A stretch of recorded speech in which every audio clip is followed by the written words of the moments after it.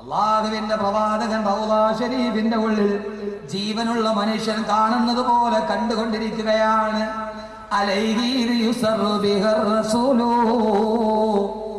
മുഅ്മിനീങ്ങൾ ചെയ്യുന്ന സൽക്കർമ്മം കണ്ടിട്ട് അല്ലാഹുവിന്റെ റസൂൽ റൗളയിൽ ഇരുന്ന് പുഞ്ചിരിക്കുമെന്ന് ബഹുമാനപ്പെട്ട ഇബ്നു ഹജർ ഹൈതമി റളിയല്ലാഹു തആല അൻഹു പറയുമ്പോ, ഇബ്നു ഹജർ ഹൈതമി റളിയല്ലാഹു അൻഹു പറയുമ്പോ, എന്റെ പൊന്ന സഹോദരങ്ങളെ, ഹദ്ദാദ് നഗർ ഒരുമിച്ച് കൂടിയ എന്റെ പ്രിയപ്പെട്ട സഹോദരങ്ങളെ, എന്റെ പ്രിയപ്പെട്ട സഹോദരങ്ങളെ, എന്റെ പ്രിയപ്പെട്ട സഹോദരങ്ങളെ, അല്ലാഹുവിന്റെ റസൂൽ ഞാൻ ഹദ്ദാദ് നഗറിൽ ഈ സമയത്ത് ഇവിടെ എത്തിയ ോട് പറയുന്നു, ഈ മഹർ 2012 പ്രവർത്തകരോട് പറയുന്നു, റൗളാ ശരീഫിൽ ഇരിക്കുന്ന റസൂലുള്ള ചിരിക്കുകയാണ്.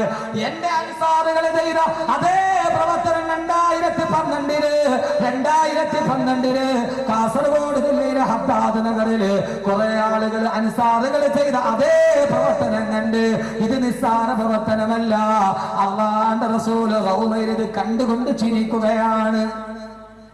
റസൂലുള്ള കണ്ടു ചിരിക്കുകയാണ്. കാരണം അലൈഹി യുസറു ബിഹ റസൂലു, തന്റെ അനുയായികൾ അള്ളാഹുവിന്റെ റസൂൽ ഇഷ്ടപ്പെട്ട ഒരു കാര്യം ചെയ്ത റസൂലുള്ള റൗളയിൽ ഇരുന്ന് ചിരിക്കുന്നതാണ്.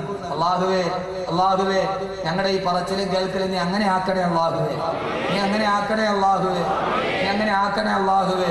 തിരക്കുണ്ടായിട്ടും വന്നിരുന്ന് ഈ ഒരുമിച്ച് കൂടി ആയിരക്കണക്കിന് ആളുകൾ, അല്ലാഹുവേ, നാളെ അവർ ഈ മദീനത്തെത്താൻ ഇരുത്തത്തെ കാരണമാക്കണേ അല്ലാഹുവേ. ചില അവസാനം നമുക്ക് നന്നായിട്ട് ദുആ ചെയ്ത് പിരിയാം. എല്ലാം മറന്നേക്ക്. ഇപ്പൊ നമ്മൾ ഇരിക്കണം മദീനയിലാണ്. ഇപ്പൊ നമ്മളവിടെ ഇരിക്കുന്നത് മദീനയിലാണ്. അള്ളാഹുവിന്റെ റസൂൽ ഇപ്പോഴും മദീനയിൽ ഒരു നിത്യ സാന്നിധ്യമായി ആദരവായ പ്രവാചകൻ നബി മുഹമ്മദ് സല്ലല്ലാഹു അലൈഹി വസല്ലം. മദീനയെ സ്നേഹിക്കണം. മദീനയിൽ ഒരു അന്തേവാസി അള്ളാഹുവിന്റെ റസൂൽ സല്ലല്ലാഹു അലൈഹി വസല്ലം. രണ്ടാമത്തെ അന്തേവാസി മദീനയിൽ ജീവിച്ചു പോയ ഒരു സമൂഹമാണ്. ഇൻഷാ അല്ലാഹ് നമുക്ക് അവരുടെ ഗുണം, അവരുടെ സ്വഭാവം, ആ ഗുണവും സ്വഭാവം ഉണ്ടായാൽ അള്ളാഹു നമുക്ക് നൽകുന്ന പ്രതിഫലം, ഇതെല്ലാം ഇൻഷാ അല്ലാഹ് നമുക്ക് പിരിയാം. അള്ളാഹു തൗഫീഖ് നൽകട്ടെ. ആ മദീനയിലെ രണ്ടാമത്തെ വിഭാഗക്കാരാരാ? ഖുർആൻ. ഖുർആൻ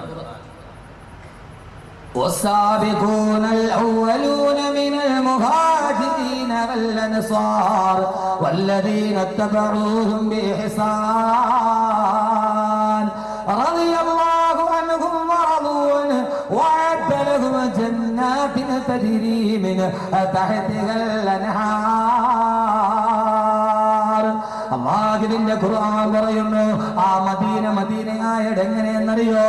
ആ മദീനത്തിൽ കുറെ ആളുകൾ താമസിച്ചിരുന്നു. ആരെന്നറിയോ? സാബിഖൂനൽ അവ്വലൂന മിനൽ മുഹാജിരീന വൽ അൻസാർ. അൻസാറുകളായ സഹാബാക്കൾ, സഹോദരങ്ങളെ, സഹാബാക്കൾ രണ്ട് വിഭാഗമാണ്. ഒന്ന് മക്കക്കാരായ മുഹാജിരീങ്ങൾ, രണ്ടാമത് മദീനക്കാരായ അൻസാറുകൾ. ആ അൻസാറുകളാണ് മദീനത്തിന്റെ അവകാശികൾ. അല്ലാഹു നമ്മളെയും അൻസാറുകളാക്കട്ടെ, അല്ലാഹു നമ്മളെയും അൻസാറുകളാക്കട്ടെ. ആരാ അൻസാറുകൾ എന്നറിയോ? ആരാ അൻസാറുകൾ എന്നറിയോ? അതറിയണമെങ്കിൽ മദീനയുടെ ചരിത്രം ഒന്ന് പരതുക. ആദ്യം മദീനയുടെ ചരിത്രം ഒന്ന് പരതുക. ആദരവായ പ്രവാചകൻ നബി മുഹമ്മദ് മുസ്തഫ, ആദരവായ പ്രവാചകൻ നബി മുഹമ്മദ് മുസ്തഫ, അല്ലാഹുവിന്റെ റസൂൽ മക്കയിൽ പ്രബോധനം നടത്തുമ്പോ റസൂലുള്ളാഹിക്ക് പ്രബോധനം നടത്താൻ കഴിയാതെ ഒട്ടകത്തിന്റെ ചീഞ്ഞളിഞ്ഞ കുടൽമാല കഴുത്തിലിട്ട് അല്ലാഹുവിന്റെ റസൂലിന്റെ ബുദ്ധികൾ മട്ടാകുമ്പോ റസൂലുള്ള മദീനയിലോട്ട് പാലായനം ചെയ്യാൻ തീരുമാനിച്ചു. സഹോദരങ്ങളെ, പാലായനം ചെയ്യാൻ തീരുമാനിച്ചു. പാലായനം ചെയ്യാൻ തീരുമാനിച്ചു.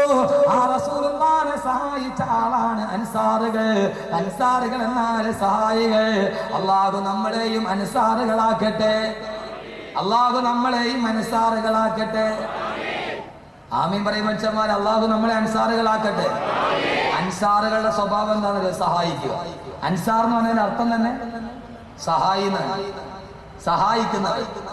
അൻസാറിനെ പോലെയുള്ള ആളുകൾ കാസർഗോഡുണ്ട്. ഇവിടെ 6 പേരുടെ 6 മുസ്ലിം സഹോദര സ്ത്രീകളും ഒരു അമുസ്ലിം സ്ത്രീയുമാണ്. പ്രത്യേകിച്ച് കാസർഗോഡിന്റെ സാമൂഹിക അന്തരീക്ഷ പ്രകാരം ഈ നടക്കുന്നത് ഒരു മഹാസൗഹൃദത്തിന്റെ ചങ്ങലയാക്കി അള്ളാഹു മാറ്റിത്തരട്ടെ. അള്ളാഹു മാറ്റിത്തരട്ടെ. എന്റെ പൊന്നു സഹോദരങ്ങൾ, ഒരു അമുസ്ലിം സഹോദരി എന്ന് പറയുമ്പോൾ ആളുകൾക്ക് ചിലർക്കൊക്കെ ഒരു വിഷമം ഉണ്ടാകാറുണ്ട്. പക്ഷേ സഹോദരങ്ങളെ, ഒരു കാര്യം നിങ്ങൾ തിരിച്ചറിയണം. എൻ്റെ മുഖവും നിങ്ങളുടെ മുഖവും തമ്മിൽ വ്യത്യാസമുണ്ട്. എൻ്റെ കൈയും നിങ്ങളുടെ കൈയും തമ്മിൽ വ്യത്യാസമുണ്ട്. എൻ്റെ മുഖവും മുസ്ലിമിൻ്റെ മുഖവും ഹിന്ദുവിൻ്റെ മുഖവും തമ്മിൽ വ്യത്യാസമുണ്ട്. മുസ്ലിമിൻ്റെ കൈയും ഹിന്ദുവിൻ്റെ കൈയും തമ്മിൽ വ്യത്യാസമുണ്ട്. മുസ്ലിമിൻ്റെ കാൽപ്പാദവും ഹിന്ദുവിൻ്റെ കാൽപ്പാദവും തമ്മിൽ വ്യത്യാസമുണ്ട്. മുസ്ലിമിൻ്റെ കണ്ണും ഹിന്ദുവിൻ്റെ കണ്ണും തമ്മിൽ വ്യത്യാസമുണ്ട്. കണ്ണെന്ന് പറഞ്ഞാൽ വല്ലാത്ത വ്യത്യാസമുള്ള സാധനമാണ്. ചാൾസ് ഡാർവിന് പോലും കുരങ്ങിൽ നിന്നാണ് മനുഷ്യരുണ്ടായതെന്ന് പറഞ്ഞ ചാൾസ് ഡാർവിനെ പോലും ഉത്തരം മുട്ടിച്ച മനുഷ്യ ശരീരത്തിൽ ഒരേ ഒരു അവയവം കണ്ണാണ്. കണ്ണെങ്ങനെ ഉണ്ടായെന്ന് ഡാർവിന് പോലും പറയാൻ കഴിഞ്ഞിട്ടില്ലേ? ഡാർവിന് പോലും ഉത്തരം മുട്ടിപ്പോയി. നമ്മുടെ കണ്ണും ഒരു ഹിന്ദുവിൻ്റെ കണ്ണും തമ്മിൽ വ്യത്യാസമുണ്ട്. പക്ഷേ നമുക്കെല്ലാവർക്കും ഒരു കാര്യത്തിൽ വ്യത്യാസമില്ല, ഒരേപോലെയാണ്. നമ്മുടെ കണ്ണിലൂടെ ഒഴുകുന്ന കണ്ണുനീരും ഹിന്ദുവിൻ്റെ കണ്ണിലൂടെ ഒഴുകുന്ന കണ്ണുനീരും തമ്മിൽ നിറവ്യത്യാസമില്ല, രുചി വ്യത്യാസമില്ല.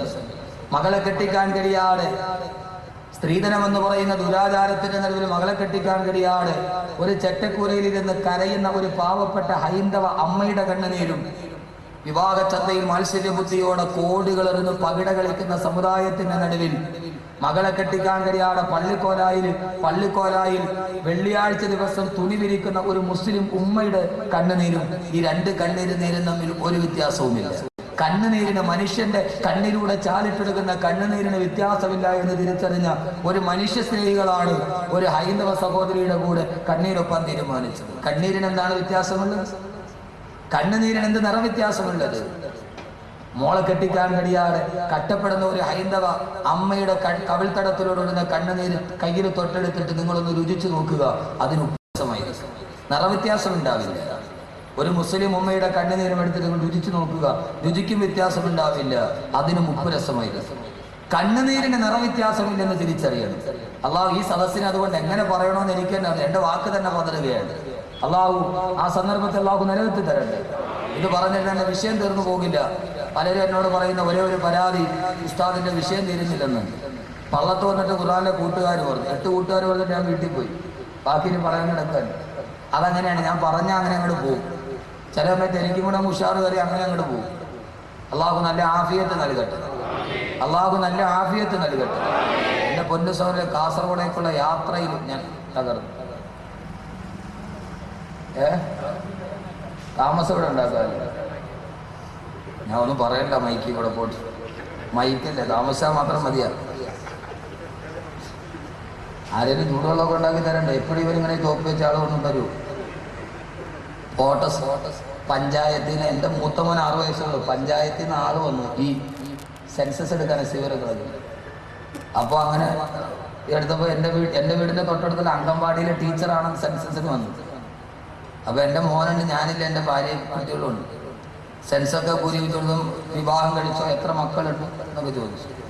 അപ്പോൾ ഈ ടീച്ചർ വെറുതെ, ഞാൻ ഈ കാസർഗോഡൊക്കെ പറഞ്ഞറിയാം, അപ്പോൾ ടീച്ചർ വെറുതെ ചോദിച്ചു, പാപ്പ വേറെ വിവാഹം കഴിച്ചിട്ടുണ്ടോ?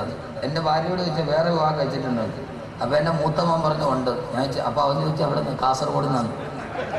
അവൻ നോക്കുമ്പോൾ ശനിയാഴ്ച രാവിലെ ബാഗുമായിട്ട് ഇറക്കും, വ്യാഴാഴ്ച വാപ്പ വീട്ടിൽ വരുള്ളൂ, അവൻ്റെ സ്വന്തം വീട്ടിൽ ഒരു ദിവസം ഉള്ളൂ. 6 വയസ്സുകാരൻ പറഞ്ഞാണ്. അപ്പം എങ്ങനെയുണ്ട്?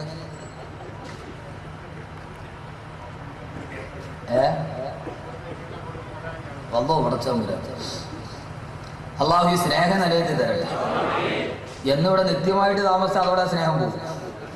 വല്ലപ്പോഴൊക്കെ വന്നുകൊണ്ടാണ് സ്നേഹം നിലനിൽക്കുന്നത്. അള്ളാഹു നിലനിർത്തി തരട്ടെ, അള്ളാഹു നിലനിർത്തി തരട്ടെ. ധാരാളം സഹോദരങ്ങൾ ദുആ കൊണ്ട് വസിയത്തുണ്ട്. അവസാനം നമുക്ക് ദുആ ചെയ്യും, അള്ളാഹു സ്വീകരിക്കട്ടെ. അതുകൊണ്ട് അൻസാറുകൾ ഉണ്ടാവണം. അൻസാറുകളുടെ സ്വഭാവമുള്ള ഒരു കൊച്ചു പെൺകുട്ടി കാസർഗോഡ് ജീവിച്ചിരിപ്പുണ്ട്, നിങ്ങൾക്കറിയോ? അൻസാറുകളുടെ സ്വഭാവമുള്ള ഒരു കൊച്ചു പെൺകുട്ടി കാസർഗോഡ് ജീവിച്ചിരിപ്പുണ്ട്, നിങ്ങൾക്കറിയോ? ഇല്ല. കാസർഗോഡ് ജില്ലയിലെ ചെർക്കള അറിയോ? ചെർക്കളയിൽ ഒരു മുഹമ്മദ് UP സ്കൂളുണ്ട്, ചെർക്കള പഞ്ചായത്തിൽ, അറിയോ? ആ മുഹമ്മദ് UP സ്കൂളിൽ 7ാം ക്ലാസ്സിൽ പഠിച്ച ഹരിത എസ്പനോവ എന്ന് പറയുന്ന ഒരു കുട്ടിയുണ്ട്. ഹരിത എസ്പനോവ എന്ന് പറയുന്ന ചെർക്കള പഞ്ചായത്തിലെ മുഹമ്മദ് UP സ്കൂളിൽ പഠിക്കുന്ന ഒരു കൊച്ചു പെൺകുട്ടി 2010 എനിക്ക് തോന്നുന്നു SSLC പരീക്ഷയ്ക്ക് ഒരു ക്വസ്റ്റ്യൻ വന്നു. കാസർഗോഡ് ജില്ലയിലെ ചെർക്കള പഞ്ചായത്തിൽ 7ാം ക്ലാസ്സിൽ ഇപ്പോഴാ പെൺകുട്ടി ജീവിച്ചിരിപ്പുണ്ട്. ഞാൻ അവിടെ വാതിന് പോകുമ്പോൾ കാണുമെന്ന് വിചാരിച്ചിരിക്കുക. ഹരിത എസ്പനോവ എന്ന ആ കൊച്ചുകുട്ടിക്ക് കേരളത്തിലുള്ള മുഴുവൻ കുട്ടികൾ SSLC ഒരു കത്തെഴുതി. മലയാളത്തിലൊരു ക്വസ്റ്റ്യൻ ആയിരുന്നു. ആരാണ് ആ കുട്ടി? ഒരു കൊച്ചു പെൺകുട്ടി, ഹരിത എസ്പനോവ, ചെർക്കള പഞ്ചായത്തിലാണ്. ഇപ്പോഴാ കുട്ടി ജീവിച്ചിരിക്കുന്നത്. ആ കുട്ടിക്ക് ഇന്നേ വരെ അവളെ കണ്ടിട്ടില്ലാത്ത ഈ കേരളത്തിലെ മുഴുവൻ കുട്ടികളും SSLC പരീക്ഷ എഴുതുന്ന പരീക്ഷാ ഹാളിൽ വെച്ച് തങ്ങൾ ഇതേവരെ കണ്ടിട്ടില്ലാത്ത ആ കൂട്ടുകാരിയെ അഭിനന്ദിച്ചുകൊണ്ടും അനുമോദിച്ചുകൊണ്ടും ഒരു കത്തെഴുതി. അവൾ ലോക പ്രശസ്തിയായി മാറിയ കൊച്ചു പെൺകുട്ടി. അവൾ ചെയ്തതോ ഇതുപോലൊരു ദൗത്യം. അവളെ ചെയ്തത് ഇതുപോലൊരു ദൗത്യം. അവളെ ചെയ്ത ദൗത്യം എന്താ അറിയാം? ഹരിദാസ്മനെ അറിയാൻ കഴിയും. പടച്ചോല തിരുവനന്തപുരം ജില്ല കിടക്കുന്ന എനിക്കില്ല. ഞാൻ കാസർഗോഡ് വരുന്നതിനും ഈ കാര്യം ഞാൻ ധാരാളം സ്റ്റേജിൽ പ്രസംഗിച്ചിട്ടുണ്ട്. അറിയില്ല കുട്ടിയെ? ഇൻഷാല്ലാ അവസാനം വരെ എനിക്ക് 10 സലാത്ത് ചൊല്ലിട്ട് ഞാൻ പറഞ്ഞുതരാം കുട്ടി. അങ്ങനെ ഒരു ചുളിവിൽ അറിഞ്ഞിട്ട് വേണം. ഞാൻ തിരുവനന്തപുരത്ത് ഏറ്റവും അവസാനം ഇൻഷാല്ലാ കുട്ടി ചെയ്ത സൽക്കർമ്മം ഏതാണ്?